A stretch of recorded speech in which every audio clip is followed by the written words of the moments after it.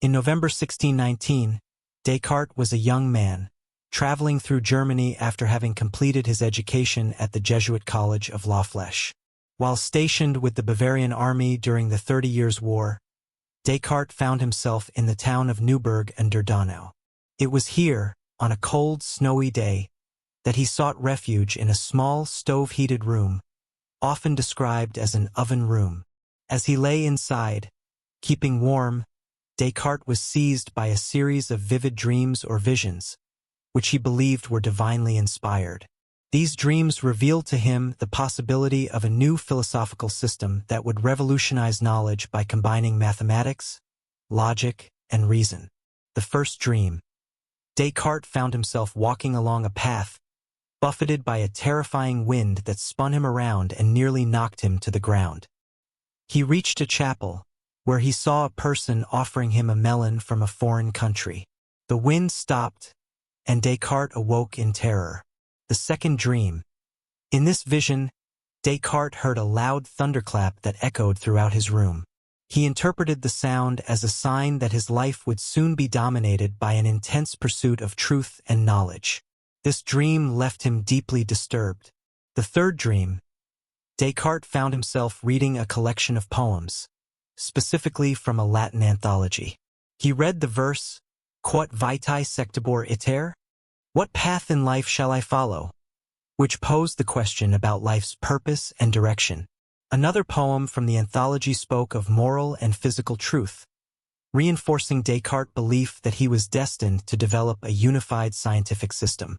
The dreams convinced him that reason was the path to understanding the world. It was in this moment that Descartes conceived of the universal method for obtaining knowledge, combining mathematics with philosophical inquiry. This revelation was pivotal in his formulation of his method of doubt, which would later produce his famous cogito, ergo sum, I think, therefore I am. This marked the start of his career as a philosopher who would shape modern philosophy. Before becoming a renowned philosopher, Descartes lived an unconventional life. He was restless, yearning for adventure and travel, which led him to briefly join the Dutch army under the command of Prince Maurice of Nassau in 1618. He wasn't drawn to the military out of patriotism or a desire for combat, but saw it as an opportunity to explore new countries, meet other intellectuals, and pursue his studies in mathematics and science.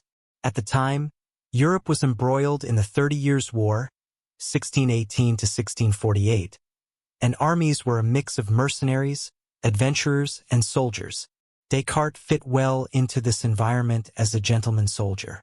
It was here that he met Isaac Beeckman, a Dutch scientist and philosopher who became a significant influence. Beeckman was an early proponent of applying mathematics to physical phenomena, and this idea deeply resonated with Descartes, shaping much of his future work. Instead of engaging in battle, Descartes spent most of his time studying and working on scientific problems. He often kept to himself, preferring solitude for thought. Descartes' time in the military provided him with the discipline and rigor that would later characterize his philosophical method. While Beeckman had been a mentor to Descartes, inspiring him in his early career, their relationship hit a rocky patch due to a conflict over intellectual credit. In 1619, Descartes had written a series of works on geometry and mechanics, inspired by conversations with Beeckman.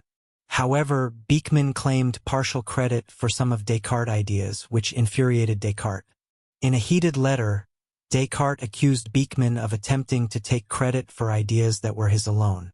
He angrily denounced Beeckman's actions, writing that he had a poor understanding of the subject matter and had not contributed as much as he claimed. Descartes was fiercely protective of his intellectual property, and this dispute nearly ended their friendship. However, Descartes later recognized Beeckman's valuable role in his development as a thinker, and the two reconciled after some time. This episode reveals Descartes' strong sense of independence and his need to establish himself as an original thinker. In 1649, Descartes received an unexpected invitation from Queen Christina of Sweden. The Queen, who was known for her intellectual pursuits, had taken a great interest in philosophy and wanted Descartes to come to Stockholm to tutor her. Queen Christina was only 23 years old but was famous across Europe for her education and passion for learning. She had heard of Descartes' work and was eager to learn directly from the great philosopher himself. Reluctantly, Descartes agreed and traveled to Sweden. However, he quickly found life in the Swedish court difficult. Queen Christina had a notoriously rigorous schedule, demanding that Descartes give her philosophy lessons at 5 a.m. in the morning, a time that Descartes, who preferred to work late into the night and sleep until noon, found unbearable. The bitterly cold Swedish winters were also a challenge for Descartes, who was used to the milder climate of France and the Netherlands. Some accounts suggest that Descartes' health suffered due to the early hours and harsh conditions. In January 1650, Descartes contracted pneumonia, which worsened quickly. Just a few months after arriving in Sweden, he died on February 11, 1650. Some speculate that Descartes' death was partly due to his inability to adjust to Queen Christina's demanding schedule and the cold Swedish winter. There's even a theory that he may have been poisoned, though this remains speculative. Queen Christina was said to be deeply upset by his death, feeling personally responsible for the loss of such a great intellectual. Descartes is often called the father of modern philosophy, and his central contribution was his radical method of doubt. He believed that in order to build a solid foundation for knowledge, one must begin by doubting everything that can be doubted.